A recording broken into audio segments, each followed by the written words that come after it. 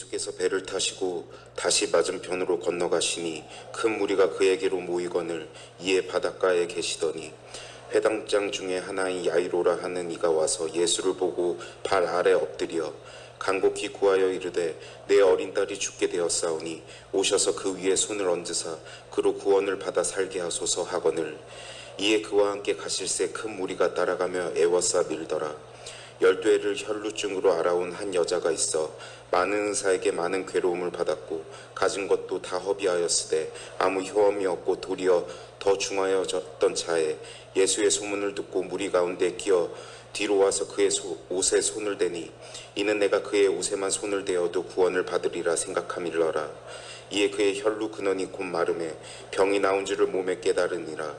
예수께서 그 능력이 자기에게 나간 줄을 곧 스스로 아시고 무리 가운데서 돌이켜 말씀하시되 누가 내 옷에 손을 대었느냐 하시니 제자들이 여짜오되 무리가 애워싸 미는 것을 보시며 누가 내게 손을 대었느냐 물으시나이까 하되 예수께서 이 일을 행한 여자를 보려고 둘러보시니 여자가 자기에게 이루어진 일을 알고 두려워하며 떨며 와서 그 앞에 엎드려 모든 사실을 여쭈니 예수께서 이르시되 딸아 내 믿음이 너를 구원하였으니 평안히 가라 내 병에서 놓여 건강할지어다. 아직 예수께서 말씀하실 때 회당장의 집에서 사람들이 와서 회당장에게 이르되 당신의 딸이 죽었나이다. 어찌하여 선생을 더 괴롭게 하나이까. 예수께서 그 하는 말을 곁에서 들으시고 회당장에게 이르시되 두려워하지 말고 믿기만 하라 하시고 베드로와 야고보와 야고보의 형제 요한 외에도 아무도 따라옴을 허락하지 아니하시고 회당장의 집에 함께 가사 떠드는 것과 사람들이 울며 식미 통곡함을 보시고 들어가서 그들에게 이르시되 너희가 어찌하여 떠들며 우느냐 이 아이가 죽은 것이 아니라 잔다 하시니 그들이 비웃더라. 예수께서 그들을 다 내보내신 후에 아이의 부모와 또 자기와 함께 한 자들을 데리시고 아이 있는 곳에 들어가사 그 아이의 손을 잡고 이르시되 달리다굼 하시니 번역하며 곧 내가 내게 말하노니 소녀야 일어나라 하심이라.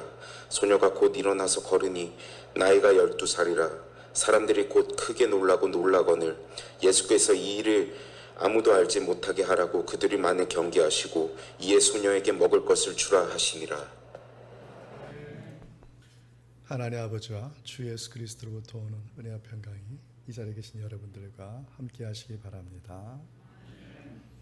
오늘 본문의 말씀의 제목은 운명의 역전입니다. 운명의 역전. 대표적으로 우리나라가 운명의 역전을 이뤄낸 나라입니다.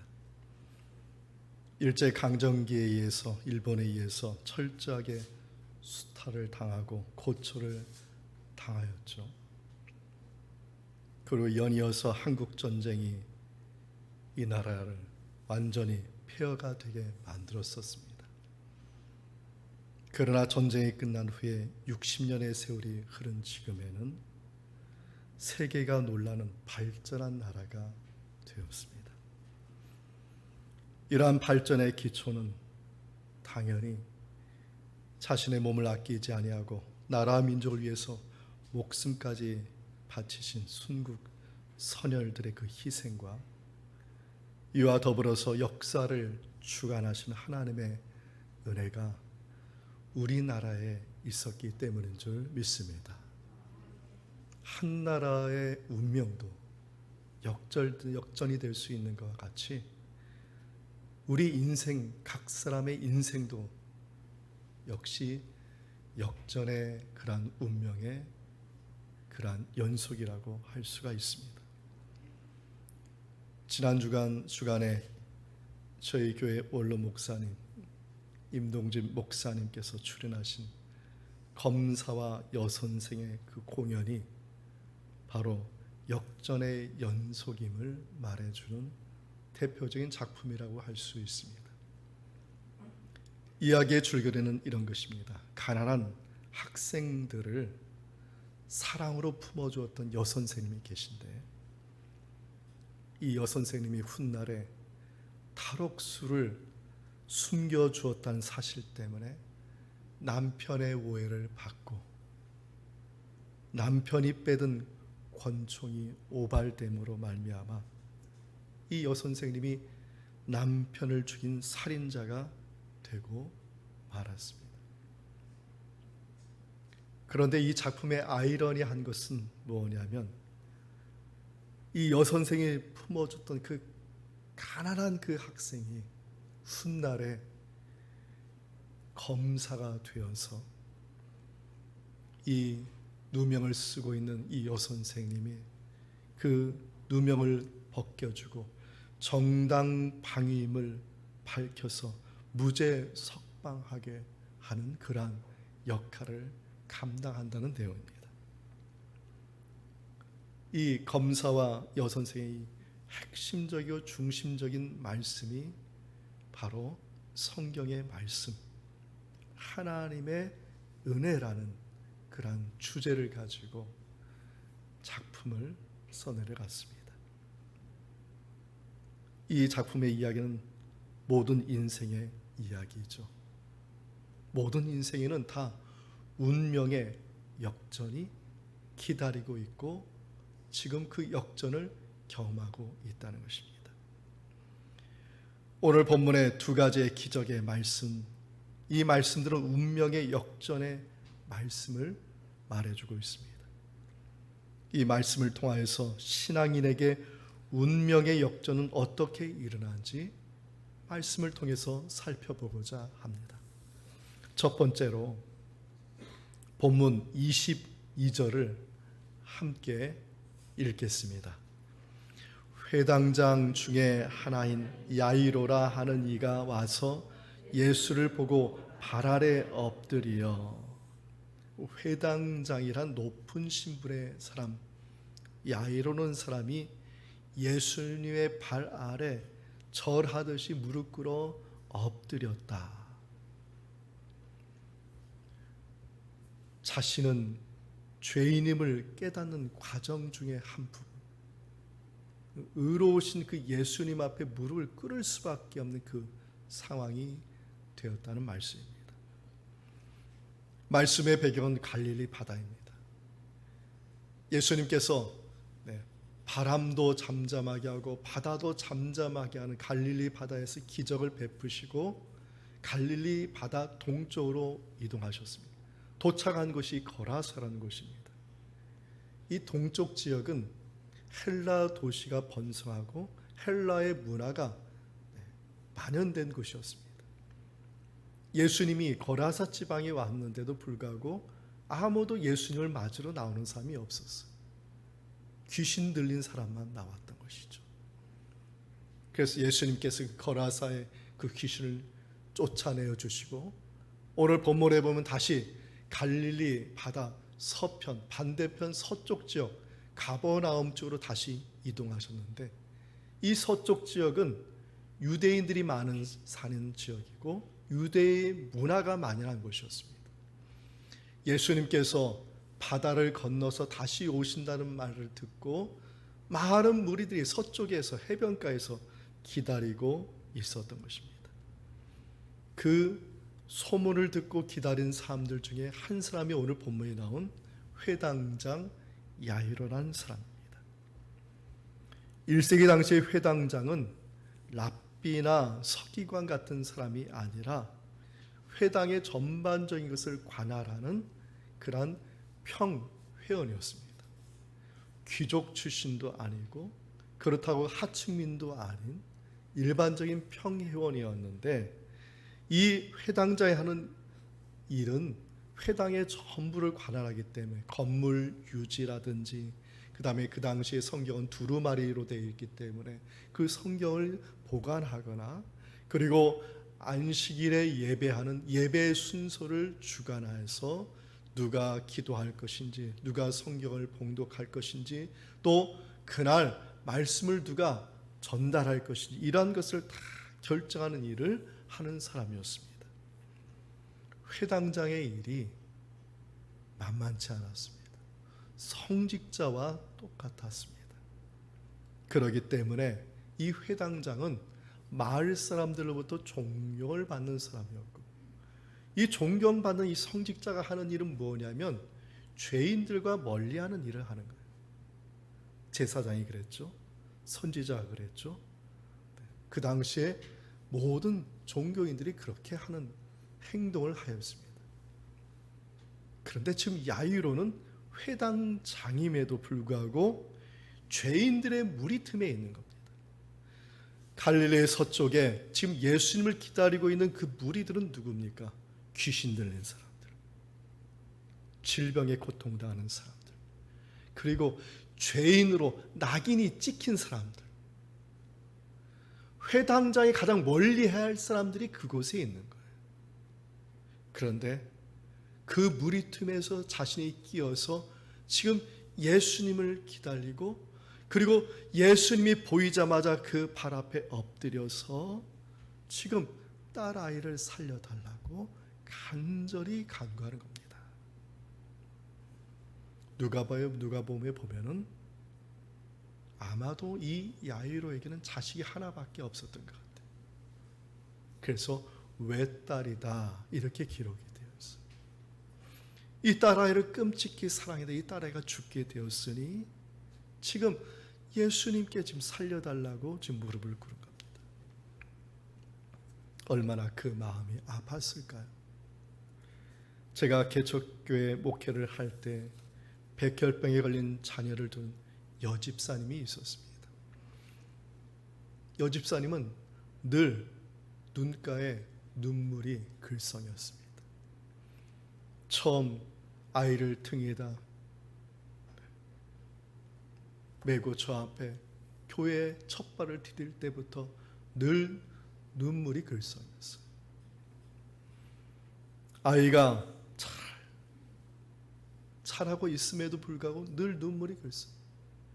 병원에 가면 그 병원에서 아이가 치료받는 것 때문에 눈물이 글썽이고, 그리고 침대에 누워 있으면 그 안에는 다 암에 걸린 아이들이 앉아 있는데 내 아이만 내 아이 같지 않고 다른 아이들도 다 내 아이 같은 그 심정, 늘 눈물이 글썽이죠. 이 여집사님이 늘 눈물이 글썽인 이유는 한 가지입니다. 자책감 때문에 그렇습니다.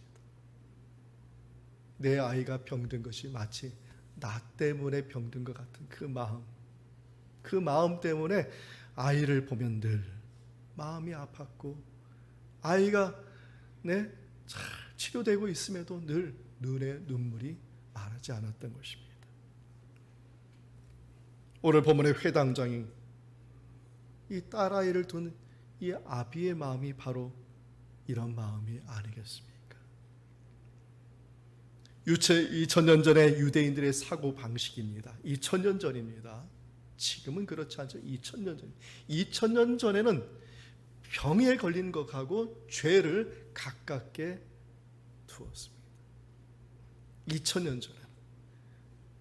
그래서 병에 걸리면 그 당시 사람들은 죄가 있는 사람이라고 생각했던 것이죠. 회당장은 의로운 사람이라고 생각했어요. 그런데 자기 딸이 죽을 병에 걸렸을 때 어떤 생각이 들었겠습니까? 여전히 나는 의롭다고요? 지금 예수님 앞에 무릎 꿇어서 지금 살려달라고 간절히 지금 말하는 이 회당장은 절대로 그런 생각이 아니었습니다. 죄라는 것은 누구도 피할 수 없다는 것을 깨달은 것이죠.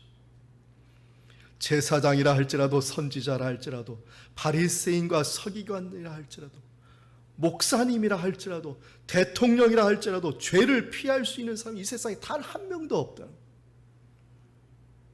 인간은 100% 죄인이라는 것을 깨달은 것이죠. 로마서 3장 10절에서 12절에 사도 바울이 기록한 말씀, 우리 함께 말씀을 읽어보겠습니다. 기록된 바 의인은 없나니 하나도 없으며 깨닫는 자도 없고 하나님을 찾는 자도 없고 다 치우쳐 함께 무익하게 되고 선을 행하는 자는 없나니 하나도 없도다. 이 세상 모든 사람은요 100% 죄인입니다. 그런데 성경에는 여기에 역설이 있습니다. 내가 100% 죄인이라고 이것을 깨닫고 인정할 때 거기에 바로 소망이 있다는 것이죠. 성경은 자신이 100% 죄인이라는 깨달을 때 소망을 둬요. 이스라엘이 그 멸망당할 때, 북이스라엘 남유다가 멸망당할 때 하나님께서 끝없이 그 이스라엘 백성들의 요구한 게 뭐였습니까? 회개하라는 거예요. 회개가 뭡니까? 나는 100% 죄인이라는 것을 고백하는 거 아니겠습니까? 찬송가 305장에 나 같은 죄인 살리신 1절 가사입니다. 나 같은 죄인 살리신 주 은혜 놀라와 잃었던 생명 찾았고 광명을 얻었네. 시작이 이렇습니다. 나 같은 죄인, 내 자신이 죄인이라는 것을 깨달을 때 주의 은혜가 놀라운 것을 알게 된다는 것이죠. 우리 찬송 한번 불러볼까요? 나 같은 죄인 살리신 주 은혜 놀라와 잃었던 생명 찾았고 광명으로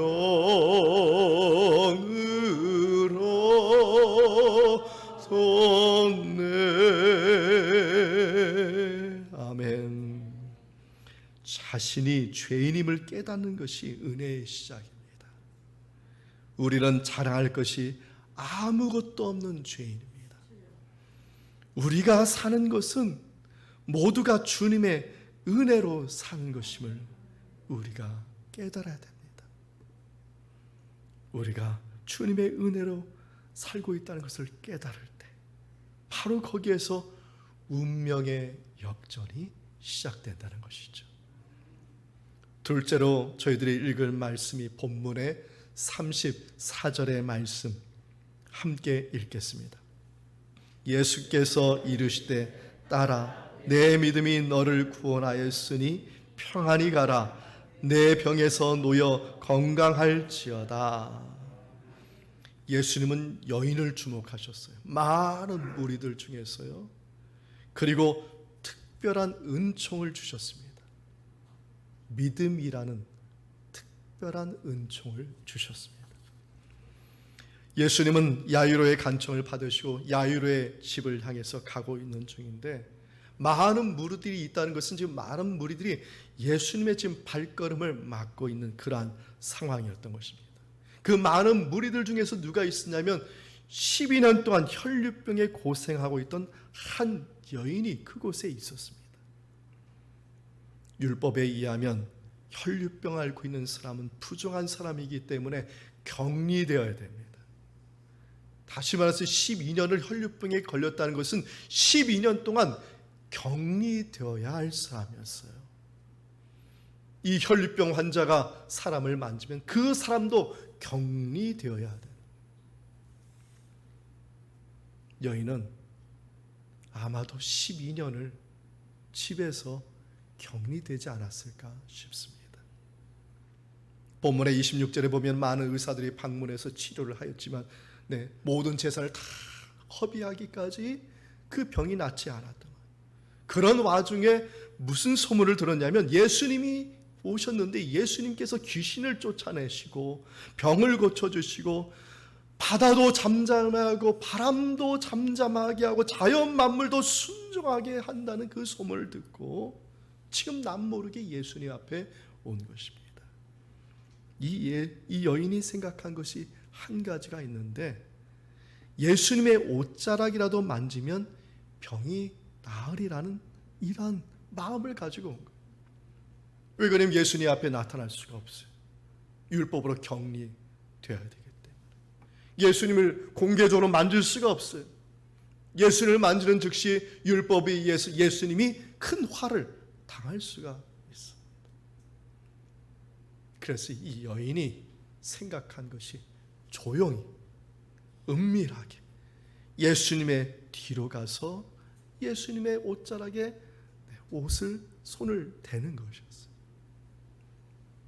그런데 그 손을 대자마자 어떤 일이 벌어졌어요? 즉시로 그 혈류병의 근원이 낫게 되었다. 이 치유하시는 주님의 은총이 여러분의 믿음 가운데 함께하기를 축원드립니다. 예수님께서 좋은 일을 하신 거죠. 병자를 낫게 해주셨으니까. 그럼 예수님은 그냥 가시면 되는 겁니다. 그런데 예수님께서 그 여인을 찾으셨다는 것이죠. 제자들에게 물었어요. 그 여인을 찾아라. 제자들이 모르는 거죠. 왜 그러냐면 수많은 군중들이 주변을 에워싸고 있고 모두가 다 예수님의 옷자락에 손을 대고 있었다. 지금 이 여인만 된 게 아니라 모두가 다 예수님의 손을 붙잡고 예수님 옷자락을 잡고 있었던 것입니다. 왜냐하면 그 당시 모든 사람들은 의인의 옷자락이나 의인의 손이나 의인의 물품을 만지면은 병이 나을 것이라고 생각하고 있었기 때문에. 그러니까 제자들이 황당한 거죠. 어떻게 그 여인을 찾겠냐. 예수님은 병을 고쳐주신 여인을 찾으셨습니다. 그 이유는 예수님께서 기적을 베푸신 것에 만족하지 않고 한 사람을 찾길 원한 거예요. 그래서 그 한 사람에게 특별한 선물을 주시기 원한 것이죠. 신학적으로 하나님의 은총을 두 가지로 나누어 설명합니다. 하나는 일반 은총이라고 합니다. 또 다른 하나는 특별 은총이라고 합니다. 일반 은총은 모든 사람이 누리는 은총을 말합니다. 예를 들면 태양의 빛, 하늘의 달과 별, 그리고 우리가 마시는 신선한 공기, 그 다음에 우리가 마시는 또 물, 그리고 산의 아름다운 예쁜 꽃과 나무들, 이 모든 것을 다 뭐라고 얘기하냐면 일반 은총이라고 말하는 것입니다. 일반 은총의 개념으로 생각하면 이런 것입니다. 모든 것이 다 누구의 은혜라고요? 하나님의 은혜라는 겁니다. 그러므로 이 세상 어떤 사람도 하나님의 은혜를 받지 않은 사람이 없다는 말씀인 것입니다. 우리가 이 일반 은총을 생각하지 못하면은 항상 나는 은혜 받지 않는 사람이라고 생각하게 됩니다. 그러나 꼭 기억하십시오. 하나님은 이 세상 모든 사람에게 다 일반 은총을 주셨다는 것을. 두 번째로 특별 은총이 나오는데 특별 은총은 무슨 말이냐면 특별한 대상만 누리는 은총을 말하는 것입니다. 특별한 대상만. 그 특별한 대상에게 주는 은총이 무엇이냐면 예수 그리스도를 믿음으로 구원받는 은총을 말하는 겁니다. 예수님은 여인에게요 지금 특별한 은총을 베푸시기 위해서 찾아오신 것이. 저와 여러분은 특별한 선물을 받은 사람들. 내가 받은 믿음이라는 것은 특별한 은총이에요. 특별한 선물이라는 거예요. 이 세상 많은 사람들 예수 믿지 않잖아요. 이 세상 사람들 중에는 하나님의 은혜라고 생각하는 사람도 있어요. 일반 은총을 보는 사람도 있어요. 그러나 그 사람들이 예수님 믿습니까? 만세선부터 택하여 주시고 정하여 주신 저와 여러분들에게 특별한 선물, 특별한 은총을 주셨는데 그게 믿음이라는 거예요. 어떤 믿음이에요? 예수 그리스도를 믿어서 뭘 받습니까? 구원받는. 오늘 예수님께서 이 12해를 혈루증하는 여인에게 말하죠.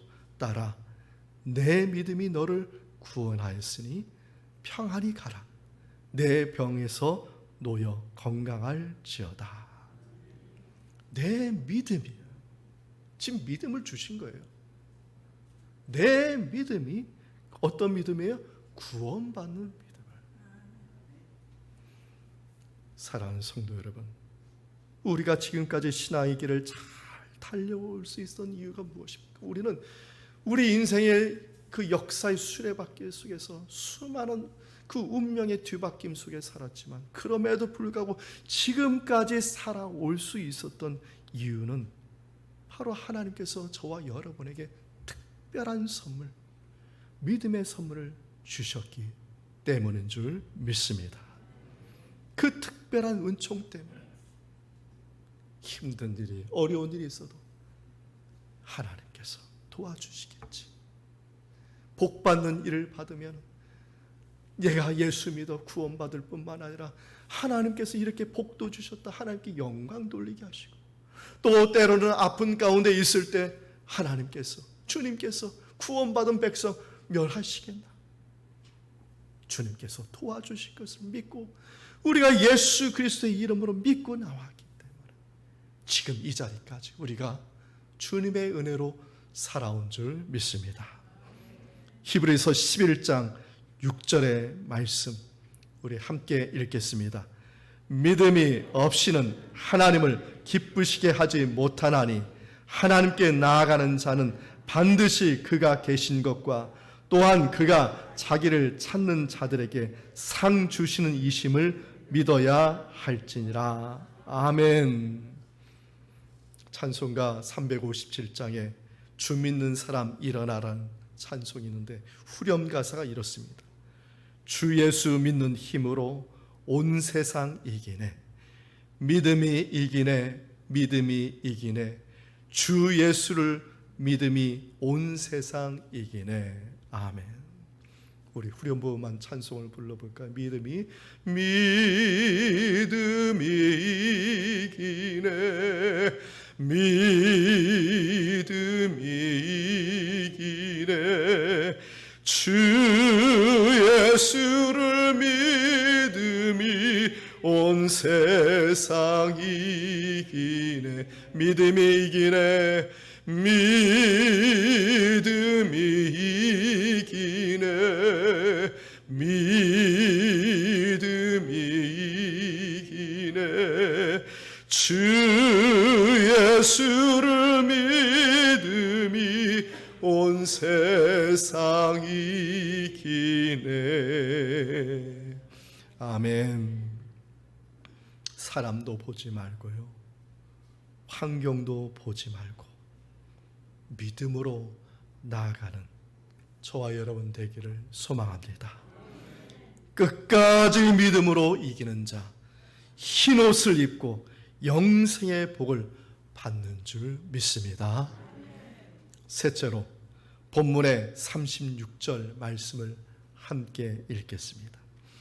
예수께서 그 하는 말을 곁에서 들으시고 회당장에게 이르시되 두려워하지 말고 믿기만 하라 하시고, 예수님은 야이로에게 사람들의 소리를 듣지 말고 사람들을 보지 말고 믿기만 하라고 했습니다. 이 믿음이 뭡니까? 네가 처음에 나를 찾은 믿음이라는 것이죠. 네가 처음에 나를 어떻게 찾아내? 예수만 바라보는 그 믿음 아니겠습니까? 예수님은 내 딸을 고쳐줄 것이다. 예수님만 바라보아 왔지 않느냐? 그러면 그 믿음 잃지 말아라는 것이죠. 예수님은 계속해서 야이로와 함께 집을 향해 가는데, 야이로의 집에서 사람들이 왔는데 어떤 소식을 전했냐면 딸이 죽었으니까 이제 예수님을 데려올 필요가 없다는 거예요. 야이로의 마음속에 두려움이 찾아온 거예요. 예수님께서 병을 고쳐주시고 이제 딸과 함께 잘 살 걸 생각하고 기대하고 있었는데, 그런데 이제 딸이 죽었다고 하니까 모든 것이 다 물건처럼 없어지게 된 거 아니겠습니까? 바로 그때 예수님께서 말씀하시잖아요. 두려워하지 말라. 예수가 없으면 두려움이 오게 되는 거예요. 여러분 마음에 예수가 없으면 두려움이 오는 거예요. 왜 그렇습니까? 예수님으로 해결되지 않기 때문에 두려움이 오는 거예요. 예수님이 해결된다 할 때는 내 마음에 두려움이 없는데 내 마음속에 예수님으로 해결되지 못한다. 이 마음이 오니까 두려움이 오는 거죠. 그때 지금 얘기하는 겁니다. 두려워하지 말라. 믿기만 하라. 예수님의 말씀이 야이로가 아마 정신이 벌쩍 들었을 거예요. 그래서 지금 야이로가 지금 예수님을 따라가는 거예요. 그래, 믿기만 하자. 내가 처음 예수님만 보고 왔지 않았냐. 네? 그 예수님만 보고 왔으니 예수님께서 해결해 주실 것이다 라고 그가 자기 집에 가는데 집에 가면 갈수록 더 시험거리가 늘어난 거예요. 어떤 일이 벌어졌습니까? 장례식이 펼쳐지는 거예요. 아버지가 장례식도 준비도 안 했는데 이미 집에선 장례식이 펼쳐지고 있어요. 피리 부는 자들이 와가지고 장례식 곡을 연주하고 있고, 애곡하는 자를 초청해가지고 돈을 주고 사가지고 애곡하는 자들이 막 엉엉 울고 완전 집안이 난리법석이 된 거예요. 더 당황스러운 것은 예수님께서 말씀하셨는데 이 애곡하는 자가 반응한 말씀이에요. 39절에 예수님께서 죽었다고 하니까 예수님께서 이렇게 말씀하셨어요. 아이가 죽은 것이 아니라 잔다. 이 말은 무슨 말이냐면 관용적인 표현이에요. 아이가 잔다라는 이 말은 관용적으로 아이가 죽었다는 말이에요. 근데 이 말을 듣고 40절에 보면 애곡하는 자가 뭐라고 했느냐면 비웃었다고 이렇게 되어 있어요. 무슨 말이냐면 이제 죽었으니까 예수가 네가 뭘 할 수 있느냐는 것이죠. 지금 마귀 사탄이 애곡하는 자를 통해서 지금 예수님을 조롱하고 있는 것입니다. 지금 이 모든 것을 누가 보고 있어요? 야이로. 그래, 예수님이 해결해 주겠지 하고, 그래 집에 갔는데 집에선 시험거리야 다. 예수님을 바라보지 못하게. 예수님은요, 그 딸 아이가 누워있는 방에 사람들을 다 내보냈어요. 야이로가 지금 누구만 바라봐야 돼요? 누구만 바라봐야 돼요? 예수님이에요. 예수님. 예수님의 세 제자, 그 외에 바로 이 아이의 부모 야이로만 남겨놓고 다 내보내고 지금 예수님만 바라봐요. 예수님께서 누워있는 아이의 손을 잡고 아람어입니다. 아람어로 말하면 달리다고. 이 말의 뜻은 헬라어로 번역하고 우리나라 말로 번역했는데 뜻은 이렇습니다. 소녀야 일어나라. 이 자리에 계신 여러분, 예수님만 바라보시는 믿음이 되기를 축원드립니다. 지금 여러분의 지금 묻고 있고 여러분을 얽매고 있는 질병과 환경과 여건들 보지 마시고 예수님만 바라보시길 축원드립니다. 주님께서 명령하세요. 달리다가 일어나라, 일어나라. 예수의 이 말씀대로 여러분에게 이러한 은총이 함께할 줄 믿습니다. 죽은 아이가 일어난 거예요. 살아난 거죠. 본문에 보면 일어나서 걷기도 하고 음식도 먹었다고 말하고 있습니다. 달리다움의 기적은 오직 예수님만 바라보는 믿음이었습니다. 신앙인들에게 두려움은 무엇인가 하면 예수님만으로 해결되지 않는다는 생각이 올 때 두려움이 오는 것입니다. 히브리서 12장 2절의 말씀이죠. 우리 말씀 함께 큰 소리를 읽어보겠습니다. 믿음의 주여 또 온전하게 하시는 이인 예수를 바라보자. 그는 그 앞에 있는 기쁨을 위하여 십자가를 참으사 부끄러움을 개의치 아니하시더니 하나님 보좌 우편에 앉으셨느니라. 아멘. 하나님 보좌 우편에 앉으셨다는 것은 예수를 믿는 모든 인생의 그 운명을 바꿀 수 있는 능력이 계신 분이라는 말씀인 것입니다. 우리의 믿음은 오직 예수님만 바라보는 것이, 이 믿음의 반석 위에서 흔들리지 않는 우리 모두가 다 되기를 소망합니다. 성경에는 모든 인생의 문제는 죄에 있다고 말합니다. 로마서 6장 23절에 이르기를 죄의 싹은 사망이라 했습니다. 만약 내가 사형에 해당되는 죄를 지었다면 이제는 후회해도 소용이 없습니다. 그런데 만약에 대통령이 사면장을 내려준다면 그 사명장 하나로 사형 선고가 철회되고 모든 문제가 해결될 수 있다면 여러분 어떻게 하겠습니까? 어떤 사람이 이렇게 따질 수도 있어요. 왜 나에게 이런 걸 줘? 내가 차라리 죽고 말지? 여러분의 생명의 그 사면장을 줬는데, 생명을 보장할 수 있는 사면장을 줬는데 여러분 어떻게 하시겠어요? 그 사면장을 준 대통령에게 따지겠습니까? 만약 그 사람이 대통령의 사면장을 거부하고 죽었다면 그 사람은 그 죄 때문에 죽는 것이 아니라 사면장이 왔음에도 그것을 거절하기 때문에 죽는 거예요. 우리는 다 경건하지 못한 사람들입니다. 모두가요 다 죄인입니다. 천국은 누가 가죠? 죄가 없어서 천국에 가나요? 죄가 없어서 천국에 간다고 하는 사람 누가 있습니까? 그런데 우리들은 어떻게 바뀌냐면 내가 죄가 없는 사람이니까 천국에 간다고 생각합니다. 죄가 많아서 지옥에 갑니까? 우리는 죽음의 광야에서 지금 살고 있습니다. 그 죽음의 광야에서 비극의 운명이 수레바퀴처럼 돌아가는 이 광야 속에서 어느 누가 행복한 삶을 살 수가 있겠습니까? 어느 누가 죄가 없이 살 수가 있겠습니까? 그러나 행복한 삶을 살 수 있는 사람은 유일하게 한 사람이 있다는 것이죠. 그 사람들이 저와 여러분들입니다.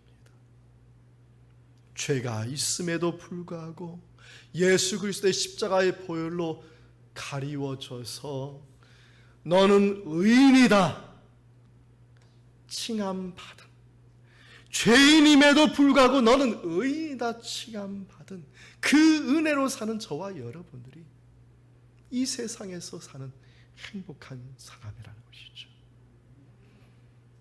로마서 4장 7절과 8절의 말씀인데요, 우리 말씀 함께 읽어보겠습니다. 불법이 사함을 받고 죄가 가리어짐을 받는 사람들이 복이 있고 주께서 그 죄를 인정하지 아니하실 사람은 복이 있도다 함과 같으니라. 아멘. 저와 여러분들은요 그냥 다 예수 그리스도의 그 십자가의 보혈로 그냥 가리워져서 그냥 너는 의인이다 그냥 칭함받아서 여겨져서 우리가 지금 이 세상에 살고 있고 천국 갈 소망을 갖고 있는 것입니다. 저는 이것이 바로 이 땅에 산 저와 여러분들 그리스도인들의 인생의 역전이라고 저는 생각합니다. 마지막 세 가지의 말씀을 꼭 기억하십시오. 우리는 절대적으로 죄인입니다. 죄인이 사는 방법은 하나님의 특별한 은총밖에 없습니다. 이 한 주간 믿음의 주여 온전케 하신 예수님만 바라보며 살아가시는 이 한 주간 되기를 축원드립니다. 예수님만 바라보는 믿음, 이 특별한 은총 가운데 우리 주님께서는 저와 여러분의 인생이 전화위복되게 하여 주시고 갈수록 좋은 하나님의 복으로 충만하게 하여 주실 줄 믿습니다. 이 말씀의 은총이 예수 그리스도 안에서 저와 여러분의 마음과 생각을 지키시기를 원합니다. 아멘.